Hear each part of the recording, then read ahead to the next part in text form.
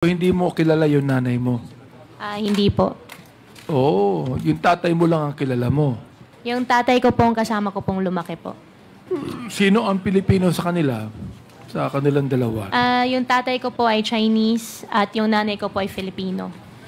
So, ang nanay mo, Filipino, siya ba ay natural born o naturalized Filipino? Hindi ko na po alam, Your Honor. Hindi ko po siya nakasama lumaki po. Ang alam ko, Mr. Chair, dito ka lumaki sa Pilipinas, di ba? Opo, Mr. Chair. Dito ko pinanganak sa Pilipinas? Doon sa birth certificate, opo, nakalagay po sa Tarlac po. Pero kung Chinese yung tatay mo, nanay mo ay naturalized Filipino, ikaw rin ang magde-decide when you get to be 18 years old kung Filipino ka o Chinese, correct?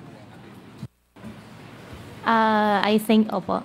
So, anong 18 years old ka, ang pinili mo ay maging Pilipino? Ever since po, alam ko po ako po ay isang Filipino po. So, hindi ka nag-decide when you were 18 na ikaw ay gusto maging Pilipino? Your Honor, ever since po, alam ko po ako po ay isang Filipino po. Teka, nabanggit mo, ang iyong tatay ay Chinese eh. Ang nanay mo, Pilipina eh. Diba? So, tama ba, Mr. Chair, na kinakailangan ang isang pinanganak ng banyaga at ang nanay po ay Pilipino, automatic ba na siya ay Pilipino, Mr. Chair? Palagi, tanong nga yung abogado mo kung automatic na ikaw ay Pilipino, kung ang nanay mo ay Pilipino. Opo, natural born po pag natural born po ang nanay. Kapag ang nanay ay Pilipino. Opo, Your Honor. So, hindi kayo masyadong mayaman. Pero ikaw ay nagtapos ng high school sa Grace Christian High School. Your Honor, hindi po. Saan ka nagtapos ng high school? Your Honor, homeschool po ako. Mo si Rubilin, ano? Homeschool. Saan galing yung Rubilin na teacher mo? Saan galing siya? Anong school? Si Teacher Rubilin po, hindi po siya talaga galing sa school po, pero siya po yung nagturo po sa akin. Ibig mong sabihin, tinuruan ka ng ni Rubilin na hindi mo alam kung siya talagang teacher o hindi. Your Honor, alam ko po siya isang teacher dahil siya po yung nagtuturo po sa akin. Ang alam ko sa homeschooling, dapat ang magtuturo sa'yo ay teacher din at dapat merong official na lisensya mula sa school. Opo, Your Honor. Pinaliwanag po sa akin last time po sa Senate. Yung sa akin po kasi parang tutorial po ang nangyari po sa amin. Saan ang galing yung school? Saan galing na school? Si Teacher Rubilin po, wala po siyang pinanggalingan po na school. Siya lang po yung nagturo po sa akin. Meron siyang pinanggalingang school, hindi pwedeng wala eh. Wala po, Your Honor. Hindi mo alam. Wala po. Pero nagtapos ka ng high school? Hindi po, Your Honor. Hindi ka nagtapos ng high school? Hindi ka rin nakapag-college? Hindi po. Ay, pareho pala kayo ni Cassandra. Si Cassandra, nag-graduate na elementary. Hindi ka nag-high school, Cassandra, di ba? Hindi ka nag-high school sa Pilipinas, di ba? Cassandra? Hindi po ako nag-high school. Dito ka nag-elementary, di ba? Kick out ka, ikaw ay drop out sa school, di ba? Opo. Sa Pilipinas. Opo. O saan ka nag-high school? Wala po. Hindi po ako nakapag-high school, Aba, Mr. Chair. pinag-uusapan namin kanina rito, you're 38 years old, Alice, hindi ka nag-high school, hindi ka nakatapos. Si Cassandra, 24 years old, hindi nagtapos ng elementary.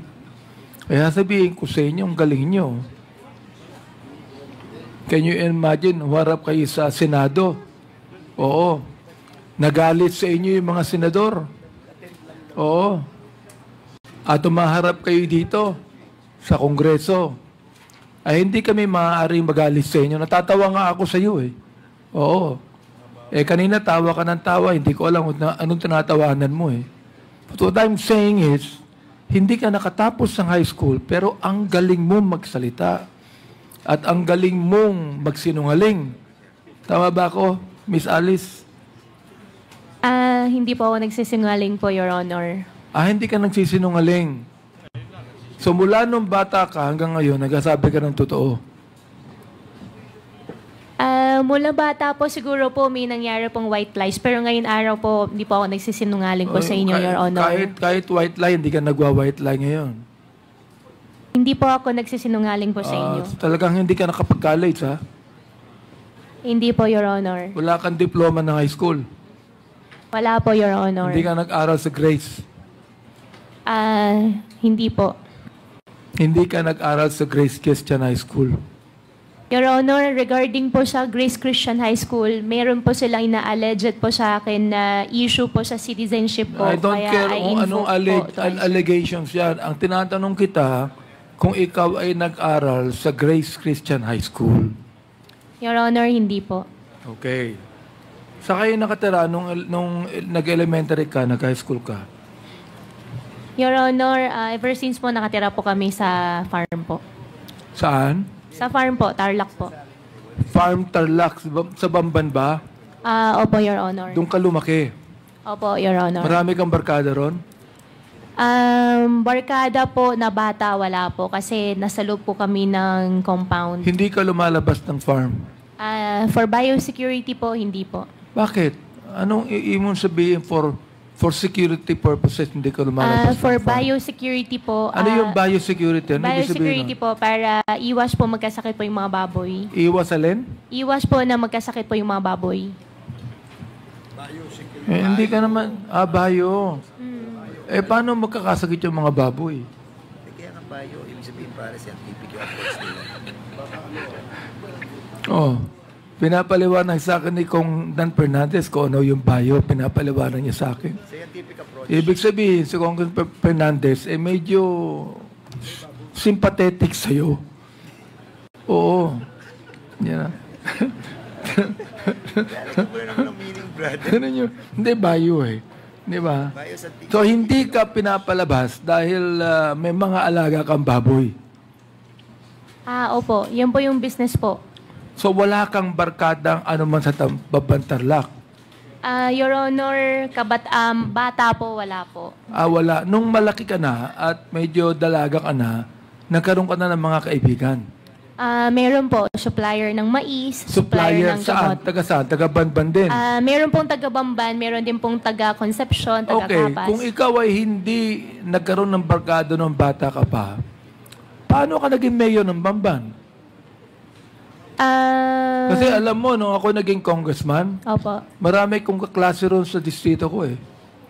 Opo. Oo, marami kong kaklase sa distrito ko. Wala akong masyadong kamag-anak, pero yung mga kaklase ko, yung mga barkada ko, tumulong sa akin. Pero ikaw, nakakapagtaka, hindi ka nag-graduate ng college, no? Wala kang masyadong barkada sa Bamban, pero naging mayor ka ng Bamban. Bakit? Your Honor, ang tumulong po sa akin, yung former po na mayor, minigay po niya sa akin yung line-up po niya at yung mga leaders po niya. Yung former mayor ang tumulong sa'yo. Opo. Anong pangalan po nung former mayor? Mayor John Feliciano. Mayor Feliciano. Opo. Siya po yung barkada nyo, Miss Alice. Opo, Opo. Yung pong acting mayor ngayon, na vice mayor dati, siya po yung barkada nyo rin. Acting mayor po na vice mayor po dati, siya po yung ka-line up ko po. Barkada mo rin siya. Opo, kakilala ko Andito rin siya, po. Mr. Chair, no? Opo.